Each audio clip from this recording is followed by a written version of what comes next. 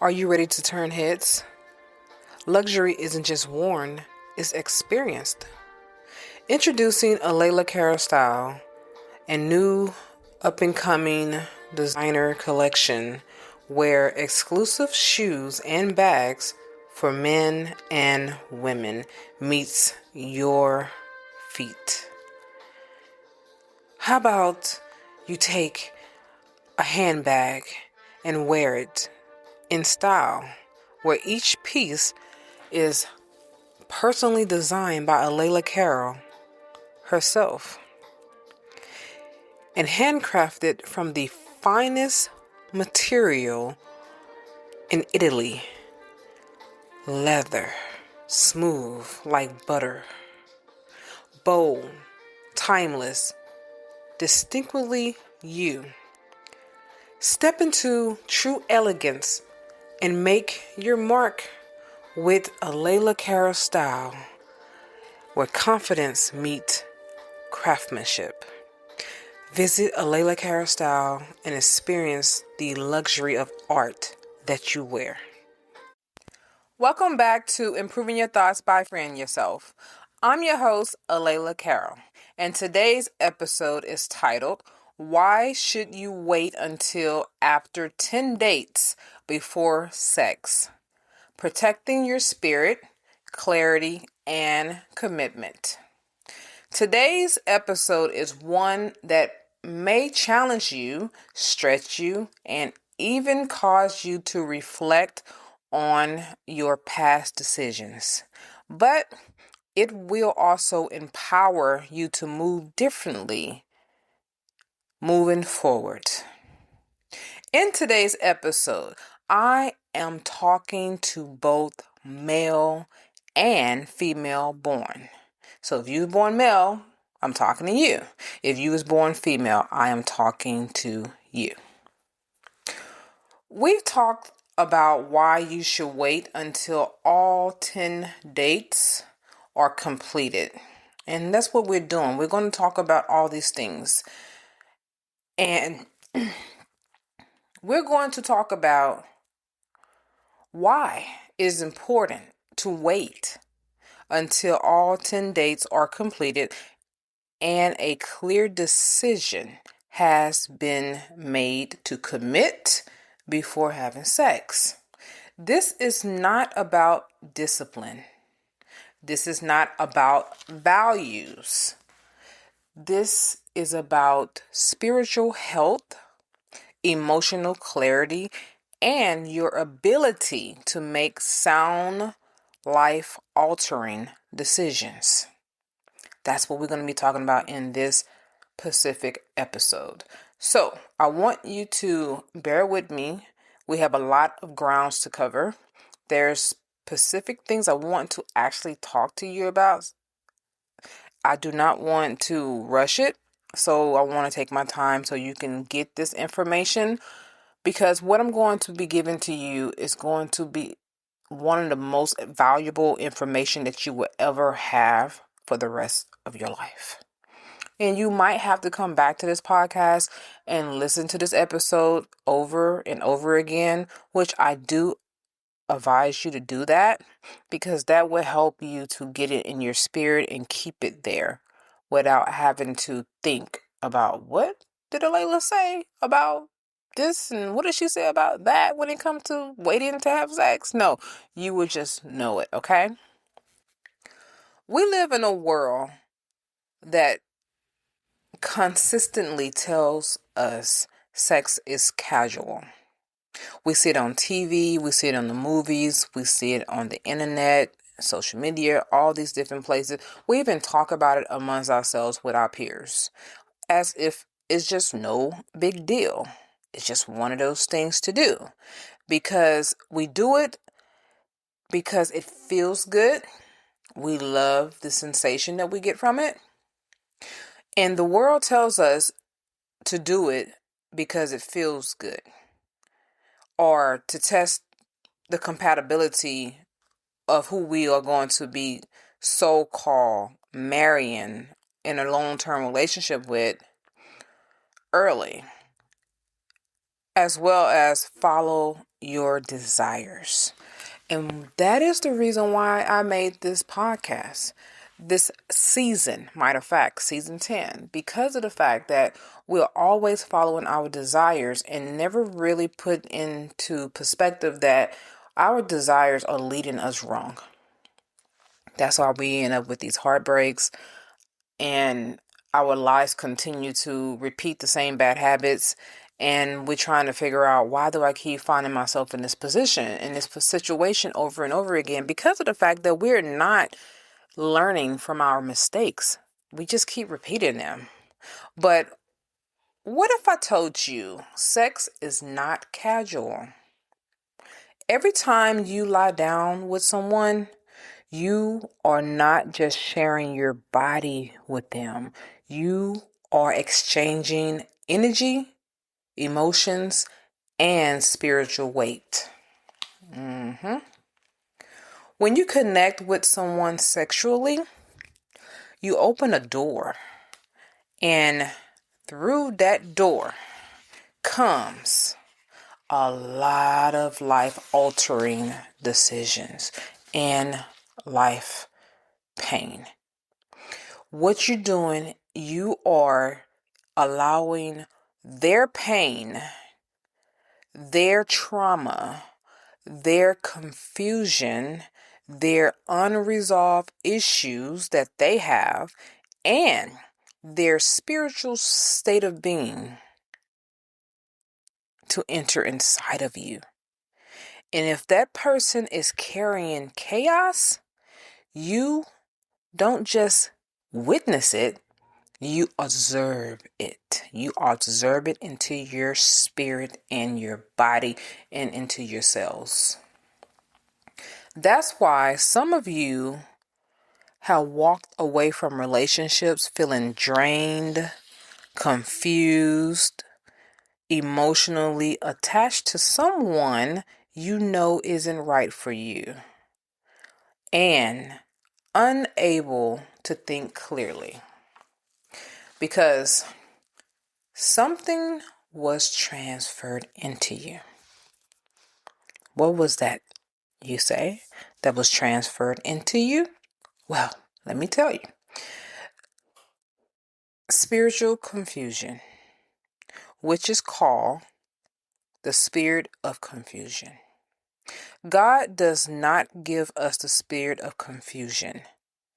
That comes from Satan and his workers.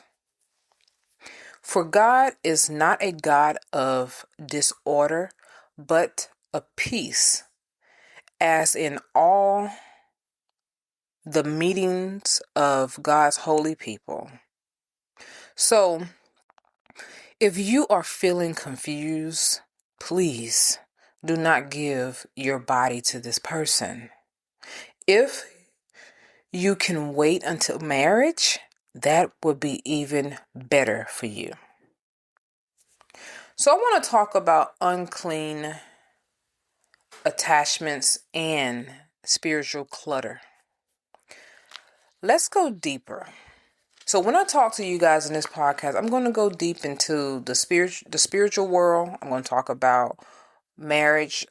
I already talked about marriage in the last excuse me. I already talked about marriage in the last episode, but I'm going to talk about sex. And that's what I was telling you in the last episode that I wanted to do for you in this episode here. I really want to explain why I did not talk about sex in the first 10 dates of you being with the person dating them, because sex should not be involved. Now we are past the 10th date and you have decided that you want to be with this person. And now I want to give you more insight on what's next to happen in your relationship. If you decide that that's what you want to happen, now you get the understanding what to look out for. What is going to be taking place once you lay down and have sex with this person, male or female? Doesn't matter, because our bodies carry energy. Every person you become intimate with leaves behind a residue, an imprint. And if you're not careful, those imprints become it begins to stack up. Yeah. Now, you're not just dealing with one person's energy. It's not like that. You're carrying pieces of multiple people into your presence. That's what you're doing. If that person is not a virgin, whoever they lay down with, you're going to be dealing with that too. Whoever they lay down with, that person who they was with before you, and those people, if it was more than one, each of them carry their own type of spirit with them. And that's what you're going to be dealing with. That is what I call spiritual clutter. And this clutter shows up as repeating toxic relationship patterns. Have you ever noticed that your last relationship before that, you dealt with the same type of experience? Different person, but the same situation. Yeah, it's because you are repeating toxic relationship patterns. Because whoever they laid down with before you, that person's spirit entered into you. Not the person themselves, not Susie, her spirit. No, not Joseph, not his spirit. I'm talking about the unclean spirit that was already in them that transferred to you. Also, with spiritual clutter, it shows up as being attracted to the wrong person, the wrong people over and over again. It also shows up as emotional. We'll be back after a quick break. If you haven't already, check out my luxury shoe and bag collection, a Layla Cara style. Each piece is personally designed by me and handcrafted from genuine Italian leather. Whether you're dressing up or keeping it casual, these pieces were made to help you walk with confidence. Because real style starts from how you feel. Go to alaylacarolstyle.com and experience these bold, timeless, and completely all you. Check it out. You might find something you like.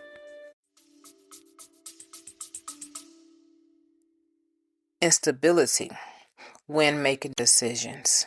You don't have the capacity to make the right decision in a stable mindset. And it shows up as difficulty discerning red flags. We talked about red flags in the beginning of this season. You will have a hard time discerning that.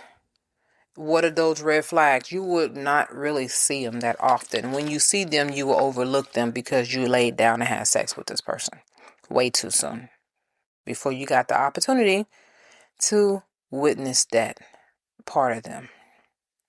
Because your spirit is no longer clear, it's crowded. That's what's going on. So when I say to you, unclean spirits, I'm not trying to scare you. That's not what I'm trying to do. I'm trying to make you aware so you can understand what's happening. When I lost my virginity, I actually got my virginity taken. So I didn't have sex because I really wanted to have sex. It was taken from me.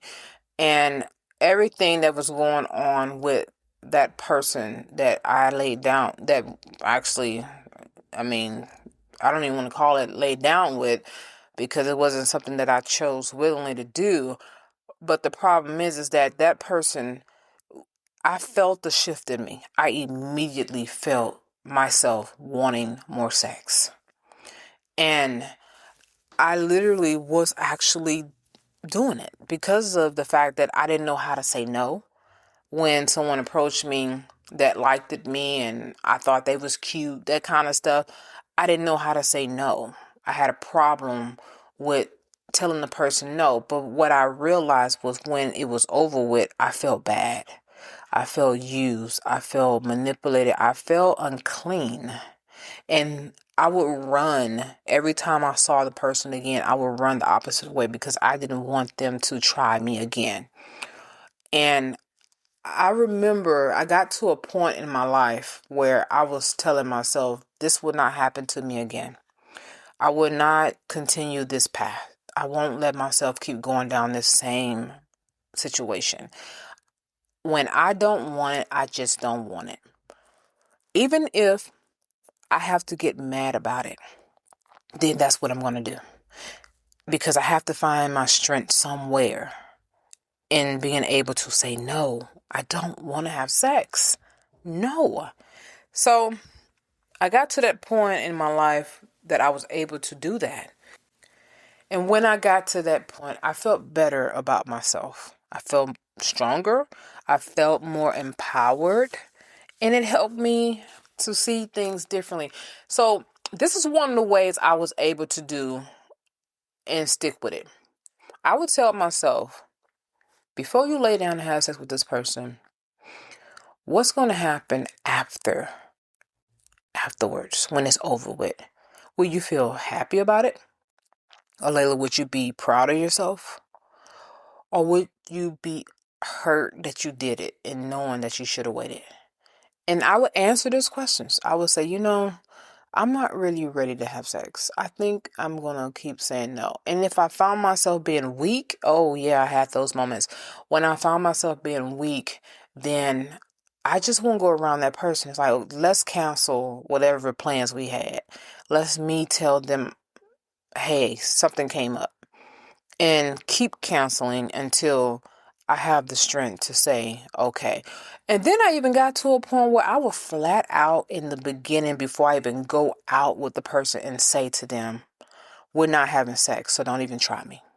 I'm going to let you know right now, if you want to take me out, you take me out just because you want to enjoy my company, not to get into my pants and my panties. No, I'm not giving you sex. So I'm giving you the opportunity to make your decision right now to cancel this date, for us not to even go any further with what we got going on. And I remember one situation where I told a person that. He was like, wow, that's what you think I want from you? I'm like, hey, I'm not saying that that's what you want from me. I'm just letting you know up front so you don't get yourself riled up and, stimulated, thinking that that's how this is going to end up being like. It's not going to end up that way. And have I had anyone still try me after saying that? Yes, I did. I've had someone try even after me saying all that. They still would try. And I would have to say, look, it's time for me to move around, or it's time for you to move around, and it's just what it is. And then when I see them again, I don't have no words for them, because I already knew that at that particular time, I really didn't know what crossing someone's boundaries were, but I felt it, and I knew that they had crossed my boundaries. Like, this is not what I want, and they keep trying, so this is not a person I want to keep talking to, and I would prefer not to talk to them at all, period. So I'm literally trying to make you aware. You cannot continuously connect with broken people on a deep level and expect to remain unaffected. You would need to go on a spiritual fast to get rid of unclean spirits that have entered you. Yeah, that's the only way you're going to get rid of that. So if you've been in a relationship with someone or had sex with someone, and you still feel attached to this person to where you don't know why you can't let them go, or you feel like something is just having a hold of you, go on a spiritual fast. I can't tell you how many days to go on this fast. You need to pray and ask the Holy Spirit to guide you in that. Then and only then you will know how long your fast should be and what type of fast. So there are different types of fasting. You have fasting that you could fast against one particular situation, item, or like, let's say, chocolate or coffee or something like that. Personally, I don't really really think that those are the kind of fast that you need to go on to get rid of a spirit. You literally have to empty yourself out. What you're doing is killing the flesh. You're killing the flesh so your spirit can waken up and be stronger than your flesh, because the spirit is willing, but the flesh is weak. The spirit is willing to do exactly what God had designed you to do, but your flesh is going to override your spirit. And that is when you have to make a decision with your soul to say, I am going to go with my spirit and not my flesh. So I'm going to go on a spiritual fast, and I am going to pray, and I'm going to fast against food, and all I'm gonna have is liquids. And the reason why I say that, because if you go on a total fast where you no liquids, no food, then I advise you to do that for 3 days. Because if you do it longer, the body can only survive 40 days without food before it goes into starvation, and it can only survive 3 days without water before it becomes dehydrated and your organ starts to shut down. So I really, really want to encourage you not to really do a total fast unless you're only going to do it for 3 days. And be careful with coming out of those fasts, because you can also damage yourself if you don't come out of it properly. If you go on a fast longer than 7 days, you cannot just go into eating food like you never went on a fast before. You have to slowly, gradually introduce food back into your body, pretty much like a baby. When a baby is born, you give the baby only liquids, and then soft foods, and then solid food. That's the way you will have to do this, because I'm going to tell you right now that it's the only way you're going to get rid of those unclean spirits that is lingering around, okay? So just like when Yeshua disciples asked him, why couldn't we cast out that evil spirit? Jesus replied, this kind can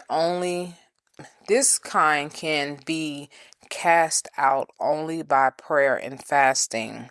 You can find that in the Bible in the book of Mark chapter 9 verse 28 through 29. You can also find it in Matthew, the book of Matthew, chapter 17, verse 17 through 20. It talks about all that if you want to get more information on that. On how to fast. Now, let me give you some insights, because I've been running into people who have been doing the Ramadans as well as this other type of fasting, and they always talking about it. This one lady in particular, I've flown with her recently and flight attendant, and she kept talking about she was fasting.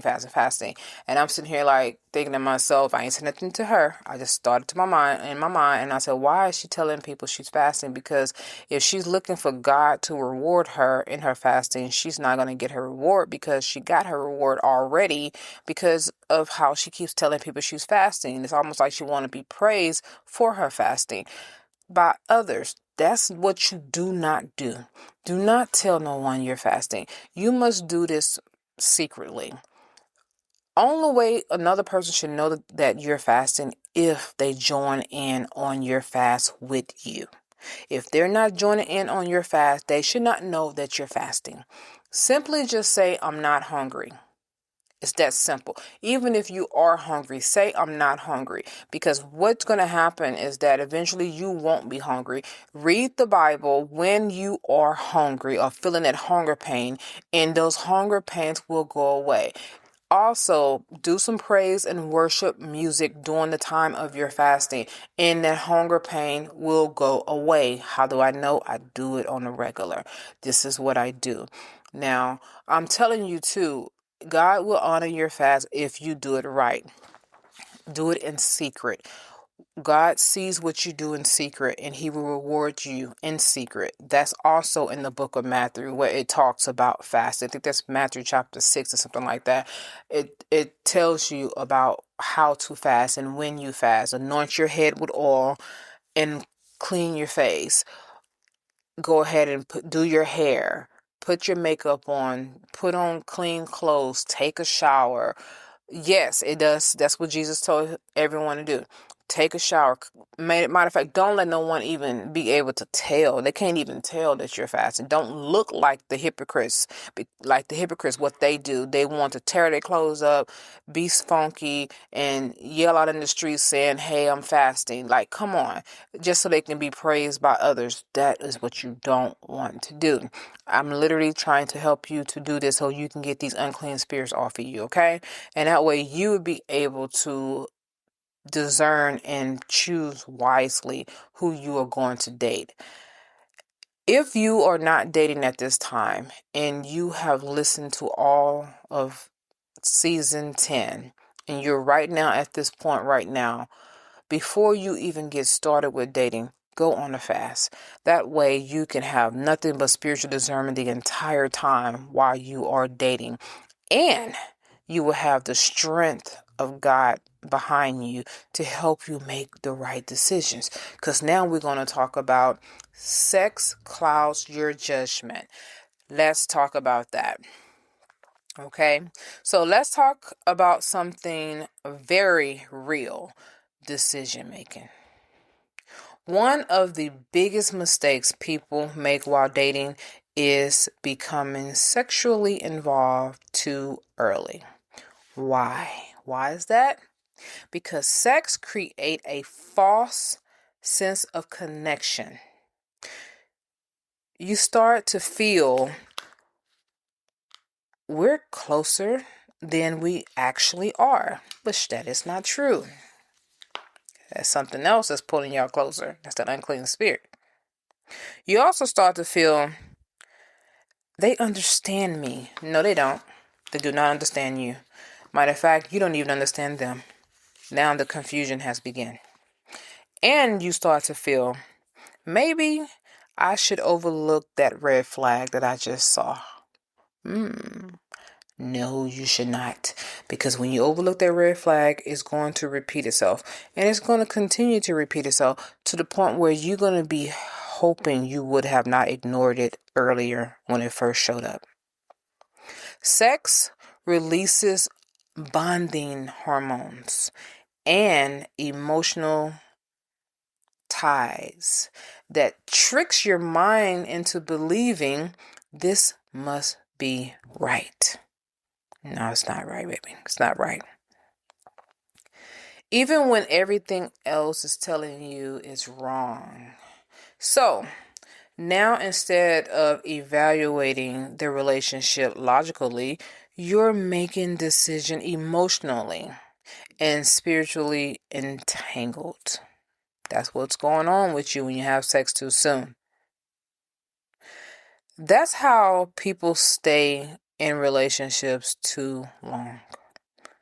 Even when a relationship breaks up, y'all still have sex. Even though you're not together no more, you still having sex because that is that tie, that soul tie that has tied y'all together. We're not together, but we still having sex.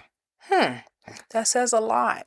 That tells you that's the prime example right there that you have a soul tie with the person you're with. That's how people ignore red flags, and that's how people settle. And this is what I am teaching you not to do, is to settle. It's time out for settling. Do not settle for anyone that you know clearly isn't the one for you. All right. So the purpose of the 10 dates. Why do you need to date 10 times? Well, the 10 dates that I have structured for you is not random. I structured these 10 dates because of my own experience and what I've learned about dating, and also from other people's experience, what I've learned and watched and witnessed, and also, I've coached other people about these dating situations. So it is intentional. That's why. Each date is designed to reveal something to you. It's designed to reveal the person that you're dating, their character, their values, communication style. What type of style of communication do they have? as well as emotional maturity. That emotional maturity is so important because you're going to have to put up with their emotions and their behaviors. Also, it's designed for you to be able to know about their conflict resolution style. Do they even resolve conflicts, or they just keep it going, or do they sweep it under the rug like it never happened? It's designed for you to recognize their lifestyle compatibility. Is it compatible with yours? As well as their financial mindset. How do they think about money?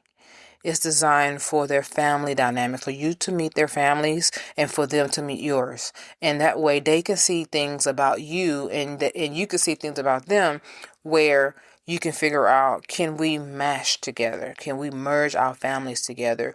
Also, if we have a family together, we have children, how are they going to be parenting with our child? What's their parenting style?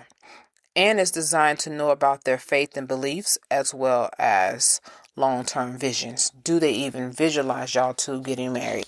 They might even want to get married. That's the reason why you want to do the 10 dates and intentionally date. Not just going out just to have fun or to have a nice experience with them. You're literally going out to do exactly what I have told you to do in all 10 dates that I have given you questions to ask them and to reflect. So by the time you reach date number 10, you should be able to answer one question.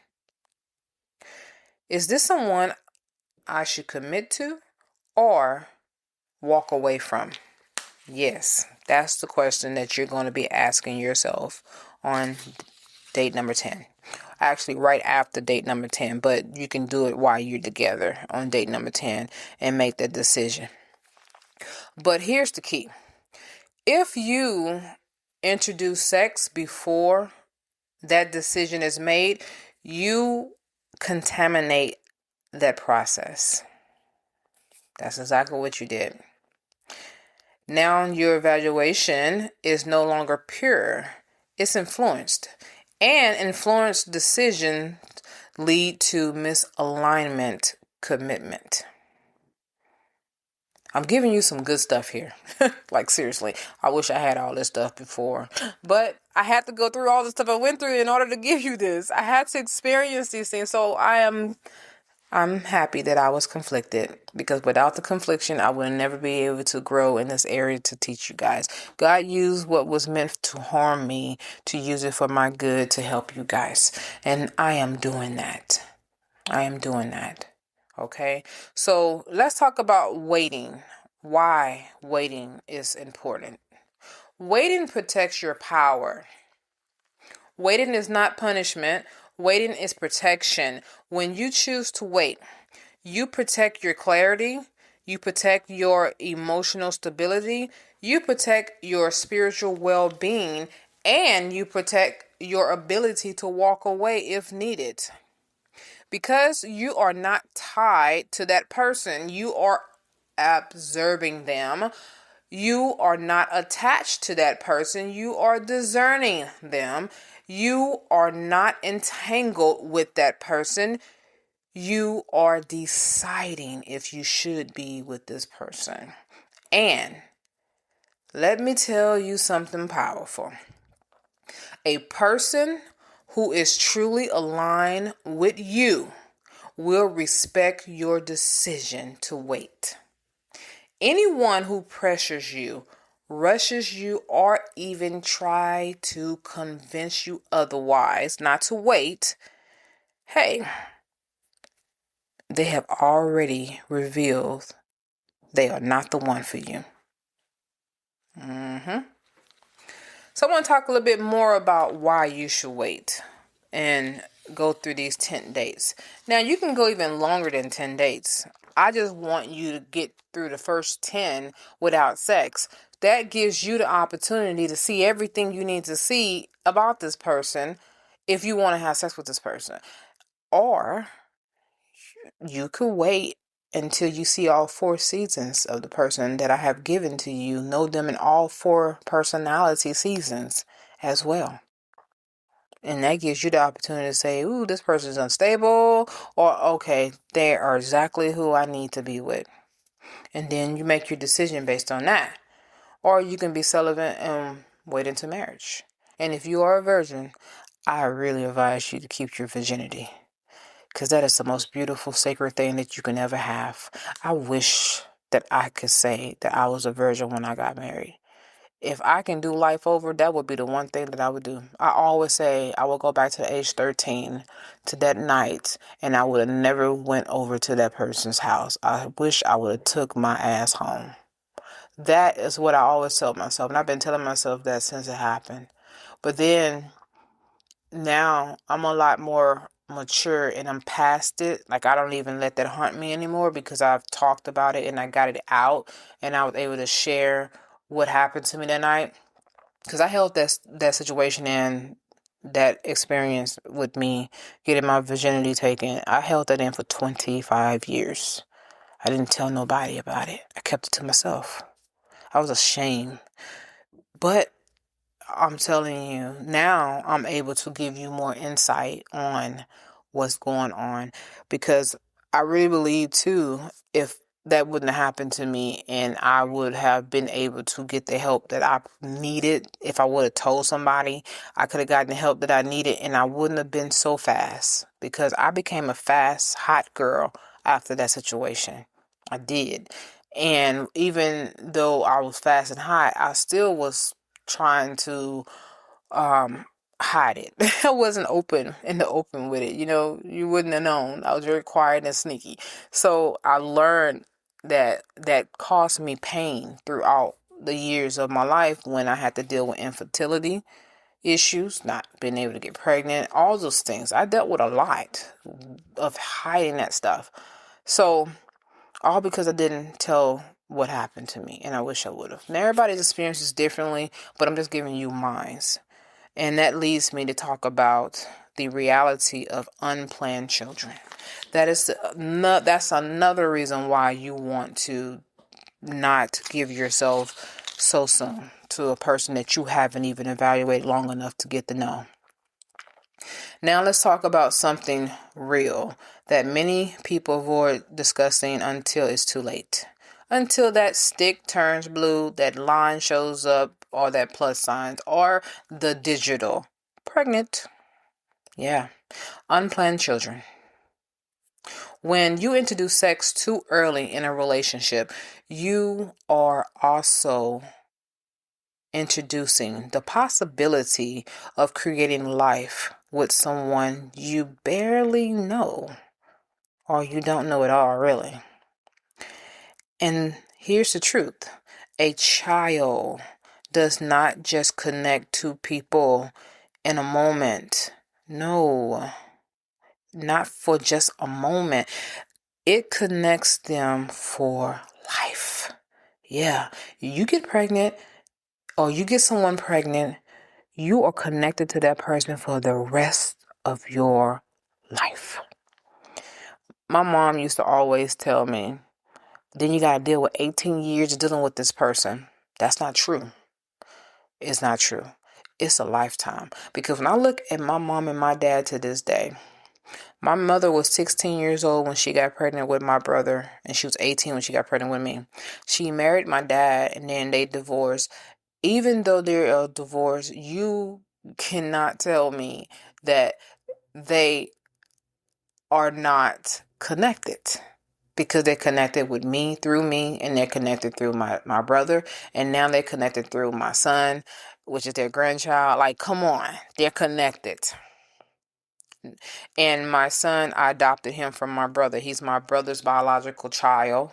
I adopted him from him and his wife, having issues through CPS, Child Protective Service, and foster care. I had to go get him out. I couldn't leave him there. And it gave me the opportunity to become a parent, because that's what I wanted so badly in my life. And he needed a mother, not just a mother to have, but someone who's blood to him and that love him dearly. And this is why I say they're connected even through their grandchild. Here it is. My dad is 73 years old. My mother is 66 years old. And they're still dealing with each other from the age of 16 to now. It's a long time. Yeah. So you're not just dealing with your baby mama or your baby daddy until that child gets old. Even if that child passes away, you still connected to them because spiritually you had given a part of your body to that person that created life. So it still doesn't just go away. So you have to be very, very considerate of your choices. And you might say, well, I'll be on birth control. Birth control don't always work. My best friend got pregnant on birth control. Yeah. She didn't even know she was pregnant. When she found out she was pregnant, she was 5 months. By this time, you would say, how she not know? Did she her period stop? No. She actually was still having periods until that 4th month was when the period stopped. And her kid's dad was the one that said, you're pregnant. And he brought her home a pregnancy test. He's working at Walmart. So he bought a pregnancy test on his way home, getting off from work, and gave her to her and told her to take the test. I knew she was pregnant because that girl was going to sleep at 2 o'clock in the afternoon, shutting it down. I'm like, how you come home from work and you call it a night? Girl, it's 2 o'clock. The sun is blazing outside. What is your problem? And she's like, girl, I'm tired. I'm so tired. I'm just so tired. So don't think that birth control is going to keep you from getting pregnant. That's not necessarily true. You're taking a chance. You're taking a gamble. So if you have not taken the time to fully evaluate your date's character, their emotional stability, their financial responsibilities, because they could be broke or they can have money and they're foolish with it. And trust me, you don't want to deal with someone who's not going to give you money to help you raise your child, because it takes money for these kids. Yeah, it does. They feet grow, they need new shoes. They grow tall and they need new clothes, pants, outgrowing pants. They hungry. Oh man, my son eat a lot. Oh my goodness. When they get to that teenage stage, they eat a lot. Boy, they eat and eat and eat. I'm like, wait a minute, man. You just finished eating. You hungry again? Yes, I'm hungry, Mom. Oh, I said, just find something in there to eat. I don't care what it is. Make some fish stick. Eat the enchiladas that I just cooked. Eat that. Eat whatever I got. Eat it all. Just don't eat my snacks. And I'm serious about my snacks. I'm like, leave my snacks alone. But all I'm saying is you have to deal with that. And you also need to fully evaluate if you haven't taken the time to evaluate their values and their parenting beliefs. Because what if you got a parent that don't believe in spanking and you do? And now you spank the child and they find about it and they want to jump on you behind it. Or say, I'm going to take full custody of the child because you put your hands on the baby. Okay, well, you might believe in chastising. Spat a rod, spoil the child. You might say, hey, I believe in chastising. And here it goes. You got the issue in court dealing with this. So you got to know who you're dealing with. You may find yourself even raising your child alone. And that is not good. And I'm going to tell you what usually happens in that situation.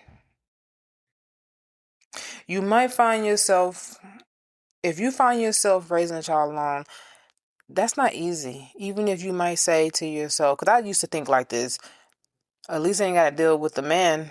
I just deal with my child and raise my kid the way I want. But then when I got my son, I realized that I did need a second help. Yeah, a father figure, somebody that can teach him what I can't. I can't teach my son how to be a man. I can teach him how I would like my man to be, but that's not me. He ain't gonna be dating me. That ain't gonna work. I need him to be learning exactly what he needs to learn from a real man. Yeah. And then, of course, if you have a daughter, daughters are different. They do need that father figure to teach them to not get with the wrong kind of man, not to be used and abused and dogged. So that's the reason why I say you have to know who you're dealing with. Or you may find yourself raising a child If you don't know who you're dealing with and you find this out later, now you find yourself raising a child in conflict. You're always fighting. And I see that so much. Oh, I see that happen so much that I have to be like, these people here, they got a long time to deal with each other. Enough is enough.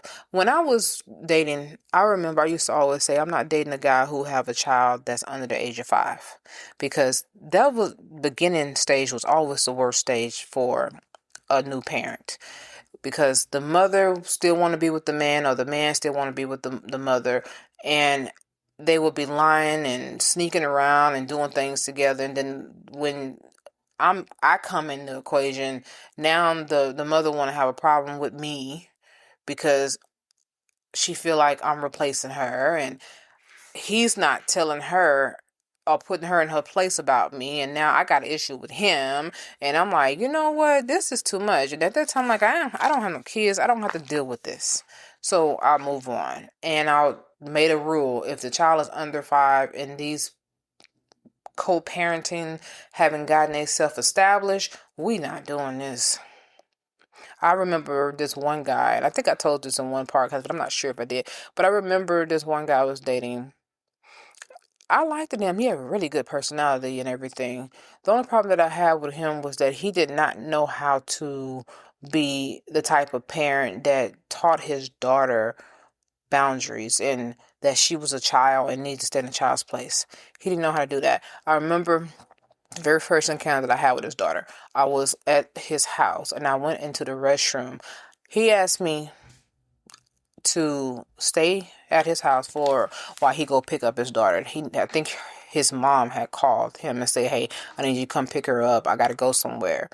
And I'm like, okay, first off, I wasn't really ready to meet her, but I was okay with meeting her because I know the type of person I am when it comes to kids and everything. I love kids. So I'm like, okay, this would be no problem. Well, it was a problem because when she came to the house, I was in the restroom and I was, using it, taking care of my business, whatever, did my personal stuff. And she knew that someone was in the restroom and she started trying to open up the door. It was locked. And she kept like shaking the door handle, shaking, shaking. Who is in here? Who's in here? And oh my God, this little girl would not stop shaking the door handle, bamming on the door, screaming. She literally started screaming, "Who is in here? Who is in here? Why is somebody in here?" And then I come out. And she was like, "Who are you? And why are you in my house?" And I was like, oh, wow. Nothing happened. Like, he didn't say nothing to her. He didn't tell her to stop. He didn't tell her to calm down. He didn't even, none of that. And I was looking at him like, are you going to stop all this craziness right now? And no, he didn't. She kept on going. And then I introduced myself. He didn't introduce me. I did.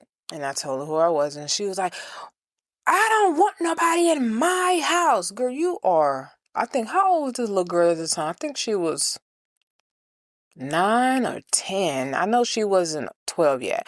And I'm like, oh, this little girl here. So, make a long story short, I'll say, look, I'm going to go ahead and go. I left. And some time passed.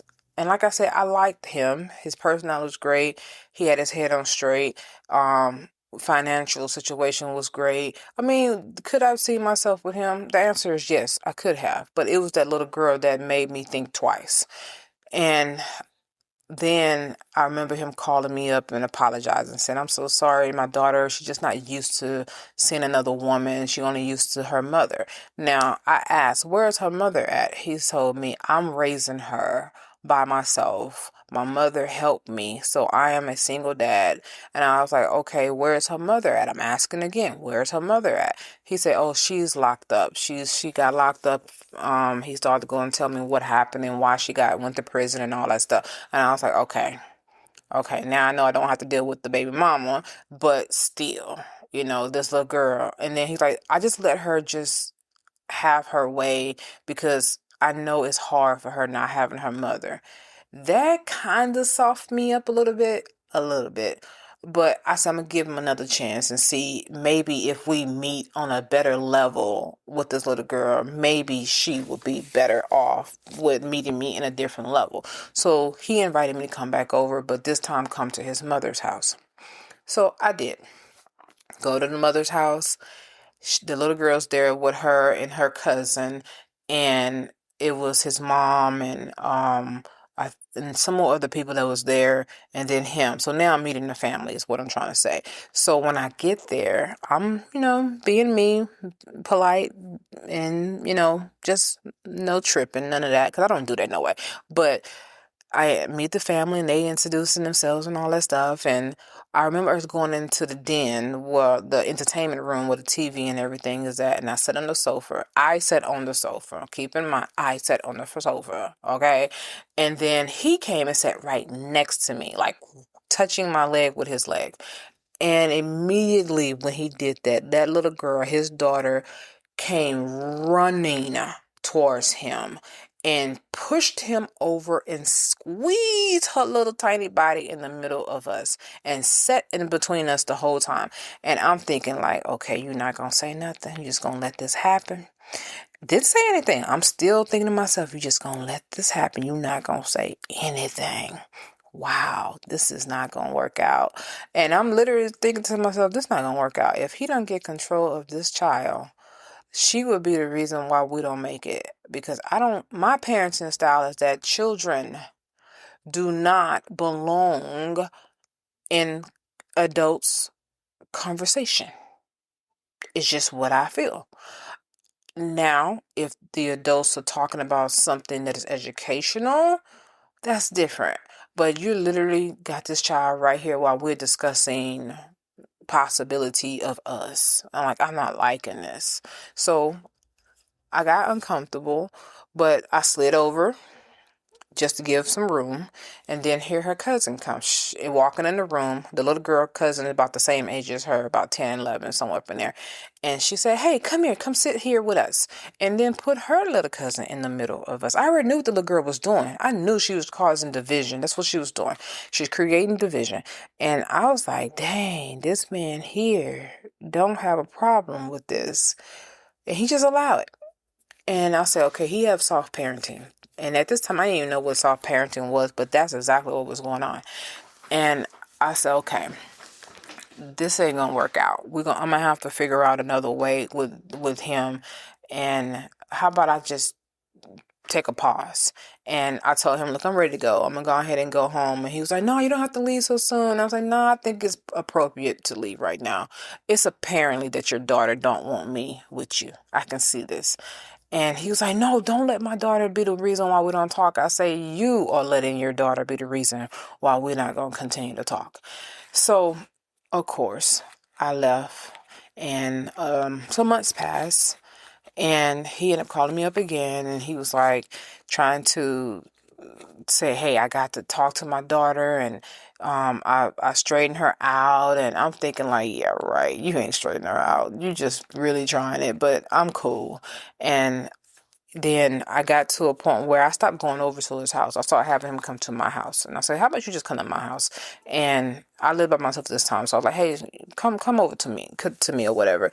And he came over and everything. And wow. I never told nobody this story. And I know I haven't because I'm about to say it for the first time. I remember when I realized that I really did not want to be with him. This was the moment that let me know I didn't want to be with him. So we end up having sex and the condom busted. And I freaked out. I freaked out so badly to where I made him go to Walgreens and buy me a plan B. I said, now you finna go, you're not leaving here. We're going to go together. You're going to get me a plan B. I'm going to take it right there on the spot. And he was like, are you serious? I said, I'm so serious. And he was like, so you're telling me that if you're pregnant, you don't want to have my child? I said, I'm telling you exactly that. And he was like, oh my God, I didn't know it was that serious. I said, it's that serious.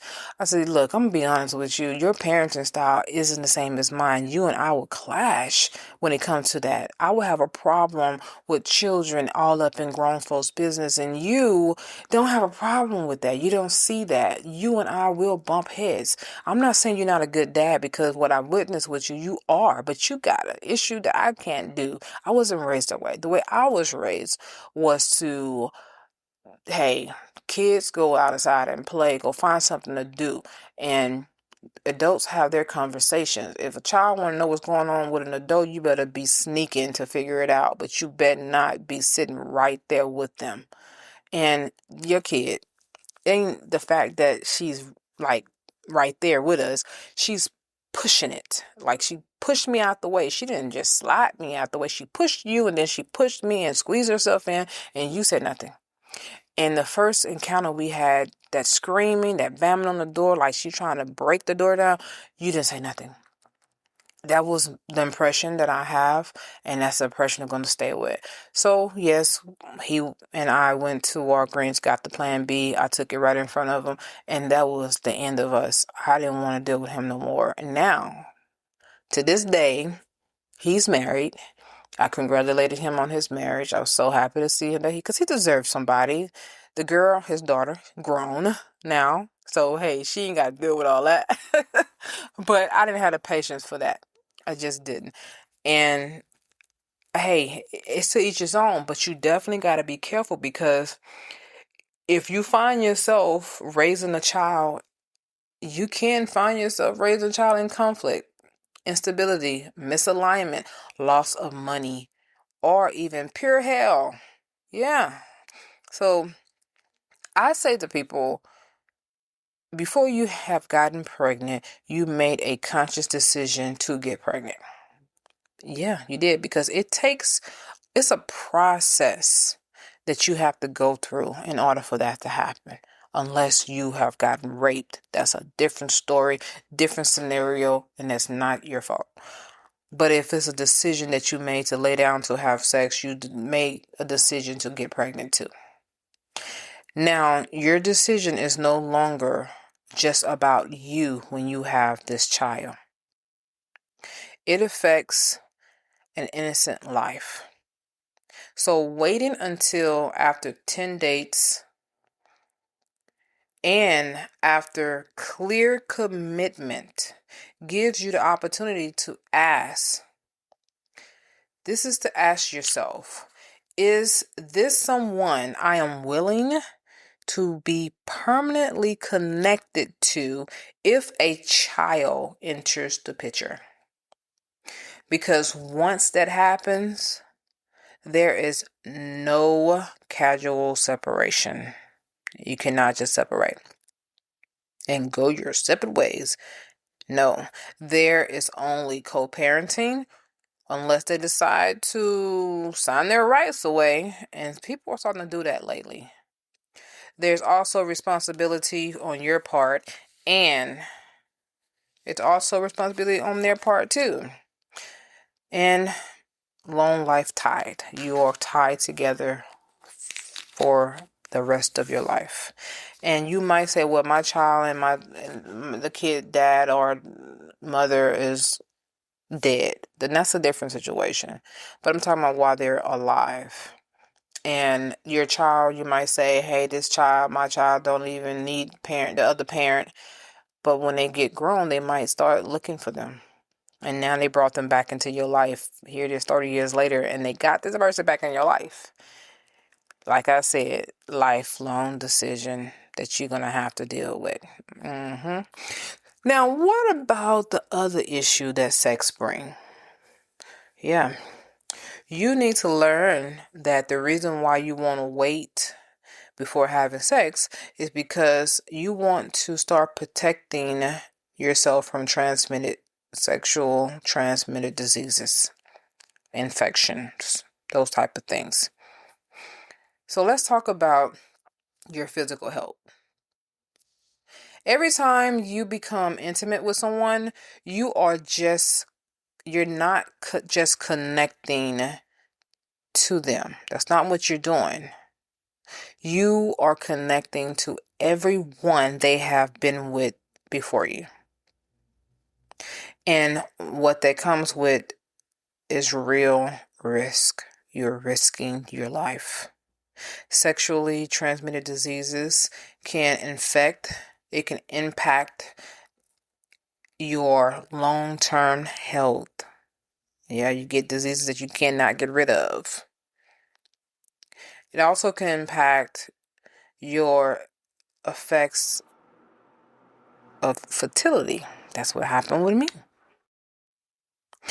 And it can also, in fact, your requests on, it can cause you to have ongoing medical care. You have to keep going to the doctor for pills. And I have a friend, well, he's dead now. Well, actually, more than one this happened to. They had contracted HIV. And they couldn't afford the medicine no more. So they died. Now, when I found out about my friend, this one particular one, I was shocked because I didn't know that he had it. I knew something was wrong though, because he looked at like he got real skinny. And usually people with AIDS don't get that skinny. I mean, with HIV don't get that skinny until they're in their last stages when it's full blown AIDS. And he just considered himself that he was just done. Now, he was homosexual. He was gay. And he just gave up. He's like, I don't want to take no more medicine. I'm done. And then another friend, he was heterosexual. He was not homosexual. He was heterosexual. And he died. When I found out he died, I didn't go to the funeral. So my friend who was gay, I went to his to support his brother and others, family members. But because that situation, they cremated him. And then the first person, I recently had just met him, and he had AIDS when I met him, and he was also gay too. And I remember when I found out that he had AIDS, it's through a mutual friend that told me. And I was like, "What's wrong with Melvin?" She said, "Oh, he has AIDS." And I'm like, "What?" And she said, "Yeah, he's deteriorating too, girl." And she started talking about the things that she was witnessing with him. And I was like, "Oh my God." So, and all of it came from sex. It didn't come from needles or blood transfusion. It literally came from unprotected sex. That's what it came from. So this is why I say to you, please be careful before choosing to lay down, because you might require ongoing medical care, and you don't want that. It gets very expensive to the point where you might end up giving up. Everybody don't have the fortunate ability to have their medicine paid for, such as people who are veterans and stuff like that. They get to get medical care for free if you go and sign up for the stuff that they gave you, because they do give you these benefits. You just got to go and fill out the paperwork, go to the headquarters, regional office of your location, and start filling out those paperworks if you need to or whatever, and get that ongoing care for free. Hey, you served your country. You served your country. Let them serve you. Also, sexually transmitted diseases can create emotional stress and anxiety. For those of you who thinking like, well, I ain't got to worry about that. No, it does. It makes you be so paranoid that it ain't even funny. It's not even cool. And the difficult truth is many people are not honest about their sexual history. They're not going to tell you who they laid down with. They're not going to tell you how many people they didn't been with. They're not going to tell you if they was protected or not. And most people are not protected. And I'm learning more about grown people who are in their 30s and 40s who will quickly not have sex with a condom before these teenagers and 20-year-olds. Teenagers and 20-year-olds are more likely to put on condoms now because it's fresh in their minds about protecting themselves, and they don't have a long life history of unprotected sex. It's those in their 30s and up who constantly wants to have unprotected sex. because they're so used to not using protection. This is why you got to be very, very careful about giving yourself to someone. Waiting allows you time to have honest, necessary conversations with your partner. It also allows you to have time to observe consistency and integrity. Do they have integrity, to be honest? And it also allows you to have time to build enough trust to discuss testing and health status. So you can go to the doctor and get tested together and share your results with one another. Now you can feel comfortable knowing this person don't have this person don't have that. And when you go to the doctor to get tested, do not just let them do the basic test. Tell them exactly what you want them to test you for. And I'm going to tell you right now, tell them that you want to be tested for herpes, because they don't do herpes tests unless you ask for it. Tell them this is the things I need to be tested for: chlamydia, gonorrhea, HIV, as well as herpes, as well as syphilis, as well as this is what I do when I go to the doctor. I want the full package. I want the whole nine yards. I want it all. Don't leave nothing out. You know what I'm supposed to get tested for. Give it all. My insurance paying for this. Do it. You know? And then they be like, okay. And then I get my results. Because protecting your body is just as important as protecting your heart and your spirit. Remember, we are 3-part beings, which means that we are body, soul, and spirit. Your heart is your soul. It's where your emotions come from. Your decision making come from. You only get one body, and every decision you make with it matters. Now let's talk about making the decision first, then the connection.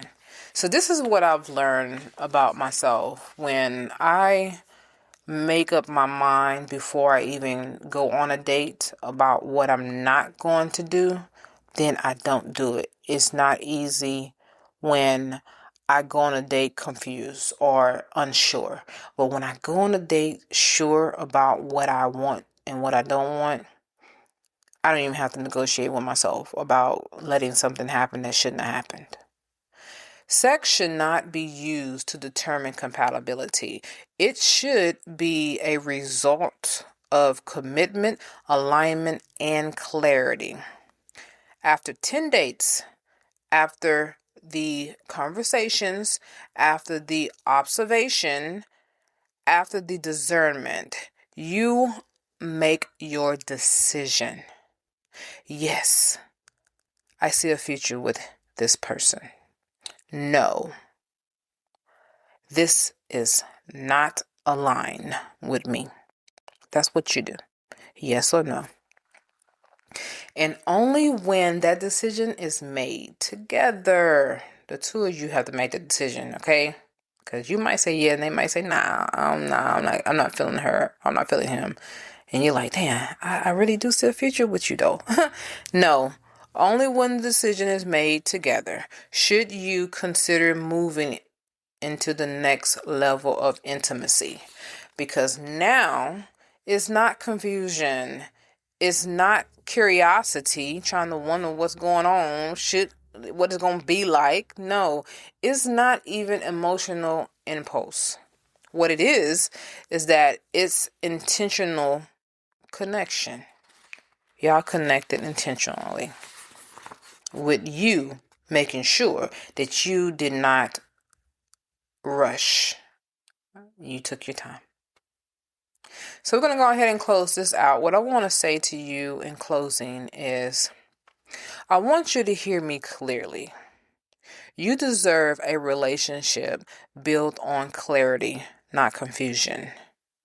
On discernment, not emotional entanglement. On peace, not spiritual clutter. Waiting is not about restriction. It's about protection and intentions. Before you allow someone to have access to your body, make sure they earn your trust, your commitment, and your future, because you're going to live a whole lot long to have to deal with this person for the rest of your life. Waiting is not desperation. It's not for you to starve yourself or deprive yourself. It's not deprivation. What it is that it's alignment. You want to make sure y'all two are aligned with each other, equally yoked. That's what the Bible says. So before you give yourself to someone, before you give someone access to your body, make sure they've earned access to your respect. And they have proven themselves to you to be worthy of you. Because once you open that door, baby, listen to me. It is not easy to close it. You can have hell closing that door. So don't do that to yourself, all right? Don't do that to yourself. You are worth the wait. And if you're that horny, get yourself some toys and masturbate. Enjoy the exploration of yourself. Explore yourself to know what you like and what you don't like, where your spot's at, how to get you there. Explore yourself. It is okay to know who you are. It's safe. You don't have emotional ties to that. And on top of that, you get to take your time and do it the way you like. Thank you for joining me on today's episode of Improving Your Thoughts by Freeing Yourself. If this message resonated with you, please share it with someone who needs to hear this. And I know there are so many people out there that need to hear this message. You're not the only one. And remember, if you need motivation while you're going through your process of dating, come back to this episode and listen to it over and over again and again until it's embedded in you. I want you to do well. It is your responsibility to protect your spirit, not the other person's.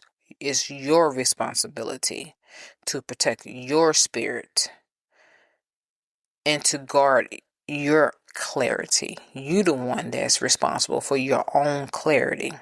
And to never rush what should be chosen wisely. So, if you can't get your hormones under control, I tell you now, get you some toys. And there are so many toys out there that will help you to relieve that stress and that tension that you are feeling. So protect your spirit, guard your body, and make decisions that honor your future. Not just your feelings, because feelings are temporary and they come and go like the rain in the clouds. 1 minute is shining, next minute is raining, next minute is shining again. I'll see you in the next season. Signing out, Alayla. Are you feeling overwhelmed and exhausted by stress? Introducing Stress Management with Imaging Coaching, your ticket to a calmer, more balanced life. In this journey you will be taking with us here at Imaging Coaching, we'll equip you with powerful techniques and tools you can use to conquer stress, regain control, and transform your life. From deep breathing exercises to mindfulness practices, you'll discover the tools to relax your mind and body. Come join us on this transformative path and unlock a world of inner peace and resilience. Don't let stress hold you back any longer. Take charge of your well-being today with Imaging Coaching. your stress management team. Discover clarity. Defeat stress through imaging coaching at imagingcoaching.com. At imagingcoaching.com. At imagingcoaching.com. At imagingcoaching.com.